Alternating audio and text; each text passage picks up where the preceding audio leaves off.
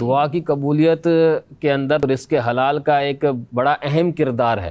یہ تو احادیث مبارکہ میں بھی بیان کیا گیا، بلکہ کئی احادیث ہیں، بزرگوں کے اقوال ہیں کہ دعا کی قبولیت کے اندر رزق حلال کا کتنا بڑا کردار ہے، اور رزق حرام اگر بندہ کماتا ہے تو دعا کی قبولیت میں کتنا بڑا بیریئر لگ جاتا ہے۔ اس کا ہمیں اندازہ اس وقت ہوگا جب ہم یہ روایت سنیں گے۔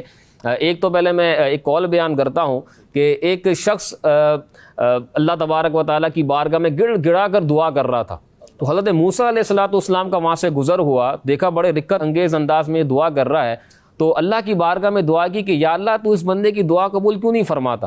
تو اللہ تبارک و تعالیٰ نے ارشاد فرمایا، اے موسیٰ اگر یہ اتنا گڑ گرائے کہ اس کی روح نکل جائے اور یہ ہاتھ اتنے دراز کر دے کہ آسمان تک پہنچے، پھر بھی میں اس کی دعا قبول نہیں کروں گا۔ تو موسیٰ علیہ السلام نے وجہ پوچھی تو اللہ تبارک و تعالیٰ نے ارشاد فرمایا کہ اس کے گھر کے اندر حرام ہے، یہ کھاتا حرام ہے، اس کا لباس حرام ہے، تو میں اس کی دعا کیسے قبول کروں؟ اسی طرح ایک حدیث پاک ہے جس میں اس چیز کو بیان کیا گیا، بلکہ سعد بن ابی وقاص رضی اللہ تعالیٰ عنہ نے حضور صلی اللہ علیہ وسلم کی بارگاہ میں عرض کی کہ یا رسول اللہ صلی اللہ علیہ وسلم آپ دعا کریں کہ میں مستجاب الدعوات بن جاؤں، یعنی میری ہر دعا قبول ہو، آپ یہ دعا کریں۔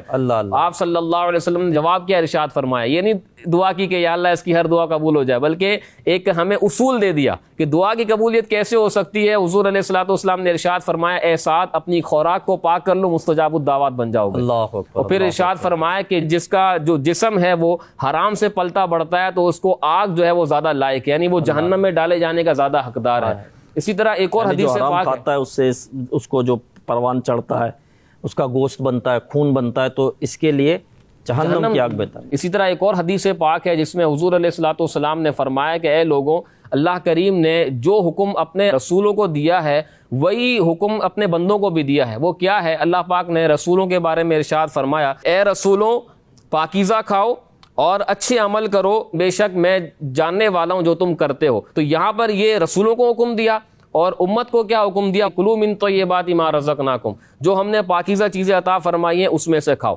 اب یہاں پر حضور علیہ السلام نے ایک بندے کا ذکر کیا، فرمایا کہ ایک بندہ ہے جو کثیر سفر کرتا ہے۔ اس میں شرح میں علماء نے فرمایا کہ سفر حج بھی کرتا ہے، سفر عمرہ بھی کرتا ہے، علم دین کے لیے بھی سفر کرتا ہے۔ اب یہ سارے سفر کون سے ہیں جس میں دعا قبول ہوتی ہے؟ ویسے ہی بندہ جب مسافر ہوتا ہے تو مسافر کی دعا قبول ہوتی ہے، یہ بھی حدیث پاک میں ہے۔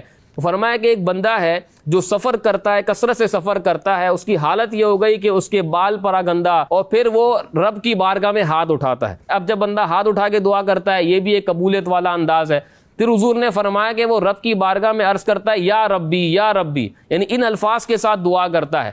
یہ جو یا ربی ہے اس کے بارے میں جو یا ربنا 5 مرتبہ کہتا ہے تو اس کی دعا قبول ہوتی ہے۔ تو یہ بندہ یا ربی کہہ کر دعا کرتا ہے اور اپنے رب کی بارگاہ میں گڑ گرا کر دعائیں کرتا ہے، لیکن حضور علیہ السلام فرماتے ہیں وَمَطْعَمُهُ حَرَامٌ وَمَشْرَبُهُ حَرَامٌ وَمَلْبَسُهُ حَرَامٌ فَأَنَّىٰ يُسْتَجَابُ لِذَٰلِكَ، اس کا کھانا حرام ہے، اس کا پینا حرام ہے، اس کا پہننا حرام ہے، اب اس کی دعا کہاں سے قبول ہوگی؟ علماء نے فرمایا کہ دعا کی قبولیت کے اتنے سارے اسباب جمع تھے کہ یا ربی کہہ کر دعا کر رہا ہے، ہاتھ اٹھا کر دعا کر رہا ہے، اس کی حالت پرا گندہ ہے، مسافر ہے، اتنے سارے دعا کی قبولیت کے اسباب جمع ہونے کے باوجود بھی بیریئر کس وجہ سے لگا جو دعا کی قبولیت کے اوپر؟ وہ اس کا رزق حرام تھا۔ تو حضور نے فرمایا کہ اس کی دعا کہاں سے قبول ہوگی؟